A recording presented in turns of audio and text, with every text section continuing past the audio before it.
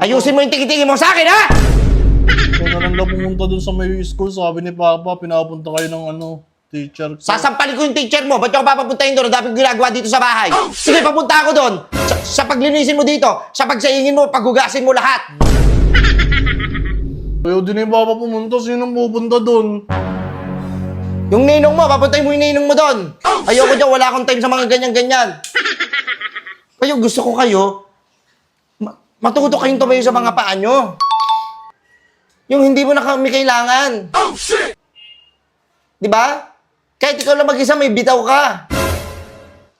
Hindi puro laro kasi ang inaatupag. Puro laro, wala nang ginagawa. Ay, agay. Agay. Tag mo, agay. Na-high blood ako sa'yo, Bon. Tapos yung values mo, ang tataas ang values. Ilan yung values mo dito? 86? 86. Ang galing, very good naman yung anak ko. Dumapa ka nga. Bakit? Ang taas na nga yan Pati na yung English ko mataas yan. Ayoko na ng Pilipino. Tapos may nakuha kang award. Papakitin ako dun sa stage. Oh, shit! Most behave. Tahimik lang ako doon Anong pinakamatahimik ka ba sa buong mundo?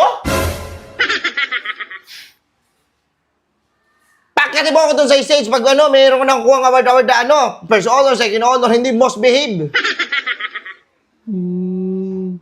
Doon ang tahimik mo dito. Si ingay ka. Nakalim kita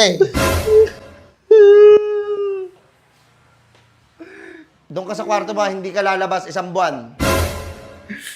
Makita mo lang hinahanap mo. Nalaro muna kami doon. O sige, maglaro ka. Paglaruan natin to.